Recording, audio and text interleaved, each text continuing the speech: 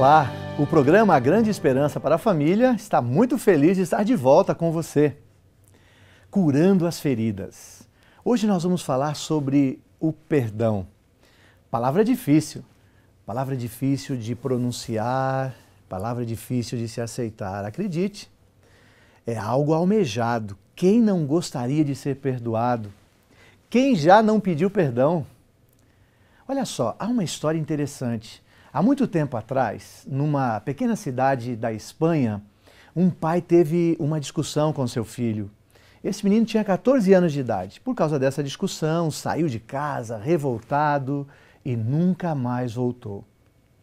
O pai, claro, preocupado, arrependido, saiu na busca desse filho. Tentou encontrá-lo em todos os lugares, tentou rastrear por onde ele tinha passado, mas em vão. Até que ele ouviu uma notícia, alguém parece ter visto seu filho lá na capital da Espanha, Madrid. Ele pegou um trem e foi para lá. Chegando lá, teve uma ideia. Por exemplo, como encontrar o meu filho aqui nessa cidade tão grande? Sabe o que ele fez? Ele foi numa estação de rádio. Pagou um anúncio e colocou o seguinte anúncio. Paco era o nome do seu filho. Teu pai te ama, te perdoa e quer ser perdoado também. Se você receber, se você ouvir esta mensagem, por favor, se encontre comigo às 3 horas da tarde em frente à estação.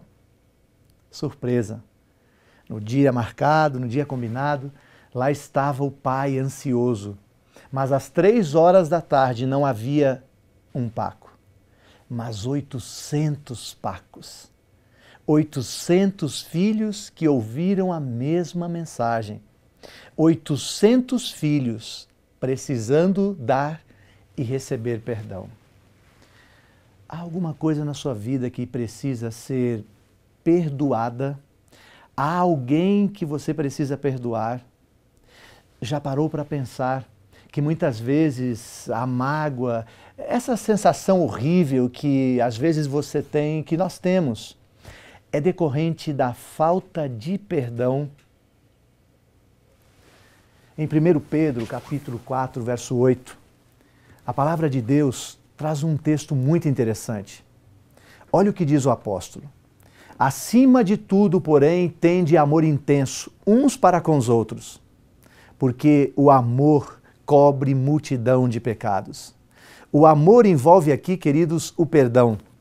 Quando eu falo de perdão, eu gosto de relembrar uma outra história. Desta feita, uma história contada por Jesus. Está lá em São Mateus, capítulo 18, a partir do verso 21. Se você tem a sua Bíblia, você pode acompanhar essa história. Essa história fala de um homem que tinha um débito muito grande. Ele devia para um rei. O rei chamou este homem para cobrar-lhe a dívida. Só que quando este homem que devia estava diante do rei, ele contou a sua situação. Sabe o que ele disse para o rei? Rei, eu não tenho como te pagar. A situação está difícil. Olha, a economia, você sabe, o mercado de trabalho, estou desempregado. Por favor, o senhor pode me perdoar? A história contada por Jesus diz que esse homem devia muito para esse rei. O rei, movido de compaixão, ao ver que realmente o homem estava sendo sincero, o perdoou. Ele saiu dali muito feliz. Tão feliz que nem estava acreditando no perdão que acabara de receber. Foi para casa e quando estava chegando em casa, ele encontrou na calçada da sua casa o vizinho, que lhe devia também. E olha, a Bíblia diz que devia-lhe 300 dinheiro. A dívida que ele tinha com o rei era de 10 mil dinheiros da época. 10 mil para 300 é uma diferença muito grande. Mas quando ele viu o vizinho e se lembrou da dívida, ele logo se atracou ali com o vizinho numa conversa muito ferina e disse, você tem que me pagar, eu acabei de passar pelo maior vexame, eu fui cobrado, ou você paga ou você paga. Olha que interessante, o vizinho olhou para ele e disse, mas amigo, eu não tenho como te pagar, a situação está difícil, a economia, eu estou desempregado. A história correu muita história naquele lugar. O rei ficou sabendo, mandou chamar aquele homem e disse o seguinte, como você é ingrato. Eu lhe perdoei muito, você me devia demais e você não foi capaz de perdoar o seu vizinho que lhe devia de menos. É mais ou menos essa história que Jesus contou, você pode conferir aí na Bíblia, não é? A história diz o seguinte, que aquele homem, ele não acreditou que havia sido perdoado. Mas por que ele não acreditou? Ele não acreditou porque muitas vezes nós não confiamos no rei. Muitas vezes nós fazemos mau juízo do rei. Sabe o que a gente chega a pensar? Eu conheço este rei. Ele é inteligente, ele tem boa memória. Vai que ele guardou no cofre uma cópia da minha dívida. E aí, quando ele quiser, quando eu menos esperar, ele me cobrará depois. Assim fazemos com Deus. Nós duvidamos que fomos perdoados. Quando uma consequência acontece e Deus não nos livra desta consequência, pensamos, olha aí, é Ele cobrando a dívida. Quem não compreende o perdão que Deus concede, nunca aprenderá a perdoar. Uma outra coisa importante, o perdão exige um preço. O perdão leva tempo e trabalho. Perdoar, amigo, envolve reconhecer. Reconhecer e lidar com a maneira como você foi ferido. Optar por não se vingar, tá aí uma boa dica. Ou fazer a outra pessoa sofrer. Assim como abandonar a sua própria raiva. E abandonar não significa que você irá esquecer. Mas isso liberta, te liberta. Liberta você para ser curado.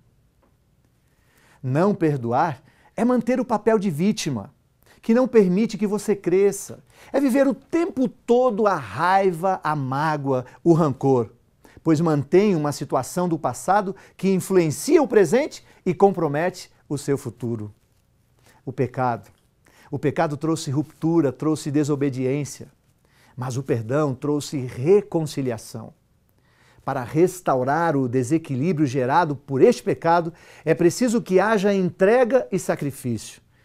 E o Senhor Jesus, com seu sacrifício maravilhoso, nos remiu. E isso deixa claro que qualquer mudança deve ser na mesma medida, em sacrifício. A culpa é extremamente destrutiva. Precisamos do alto perdão em nossas vidas. Em Cristo temos a oportunidade de um recomeço. Eu quero lhe contar uma outra historinha bem rápida. Um cardiologista recebia no seu consultório os seus pacientes. E ele então pedia que esses pacientes fizessem os exames porque chegavam lá reclamando de problemas no coração. E este médico descobriu que a maioria dos exames dava negativo, não havia nenhum problema físico, não havia nenhum problema. E ele então começou a desconfiar. E ele então tomou uma iniciativa, ele começou a conversar com os pacientes. E ele descobriu uma coisa interessante, que a maioria dos problemas, os problemas que os pacientes levavam até o seu consultório, na verdade não eram problemas físicos, problemas do coração. Eram problemas sentimentais, problemas espirituais. E este médico acabou até escrevendo um livro. O título do livro é Quem Ama Não Adoece. E ele descobriu que muitas dessas pessoas carregavam mágoas em seus corações. E esta mágoa fazia com que essas pessoas sentissem palpitações, problemas que atribuíam a problemas físicos, problemas cardíacos. Você já passou por uma situação assim? Veja o que Ellen White nos apresenta. Ela diz assim, nós mesmos devemos tudo à livre graça de Deus. A graça do conserto é que prescreveu nossa adoção. A graça do Salvador efetua nossa redenção, regeneração e exaltação a cordeiros de Cristo. Olha, que esta graça seja revelada às outras pessoas através de um coração que ama, de uma vida que perdoa. Quem é que precisa de perdão? Algumas pessoas ficam assustadas comigo quando eu digo que quem precisa de perdão é quem foi ferido. E aí elas me dizem assim, mas pastor, eu recebi a mágoa, eu recebi o problema, eu fui ferido, eu estou ferida e eu que tenho que ir lá e dizer eu te perdoo? É, porque você agora está com um problema. Aliás, este é o ideal. Se você foi ferido, você tem que ir lá e dizer estou magoado com você, eu preciso te perdoar, porque quem te fez o mal está tranquilo. Disse o que queria, fez o que queria, e você é o ofendido, você é quem ficou com toda a mágoa. Portanto, é você quem está sofrendo. Então é você que precisa ir. Use o método divino. Tente separar o ato da pessoa. Todos temos problemas. Coloque-se no lugar desta pessoa. Tente olhar pelos olhos do agressor. É difícil, né? Mas não é impossível. Mas não se esqueça de que você também já magoou alguém. Como você gostaria de ser tratado? Eu espero que você possa refletir sobre isso. Porque, afinal de contas, pode ser que o seu problema, o meu problema, o nosso problema de receber perdão, de perdoar, está justamente aí, na autoaceitação. Precisamos acreditar que Deus nos perdoa. Precisamos acreditar que Ele é o perdoador por excelência. Quando nos sentimos perdoados por Deus, nós conseguimos perdoar o nosso semelhante, com certeza. Ao ouvir esta linda canção, que você possa refletir sobre essas palavras que acabamos de dizer. Perdão é o ponto alto, máximo da vida de um cristão. É quando nós construímos aquela ponte sobre o abismo que o pecado fez, provocou. Aquele buraco imenso que muitas vezes traz solidão, separação, desgraças. O perdão, ele une, ele redime. Reflita sobre isso enquanto você ouve essa linda melodia.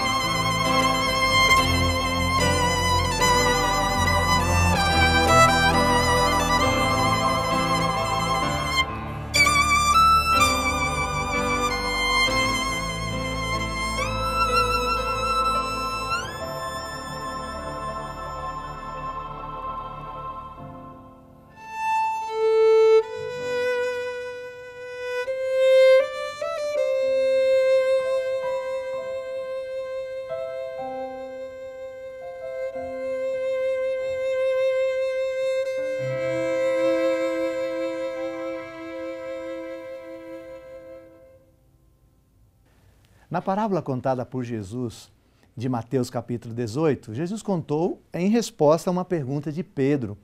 Pedro queria saber até quantas vezes ele tinha que perdoar alguém. 7 vezes, Senhor? Jesus disse não, 70 vezes 7.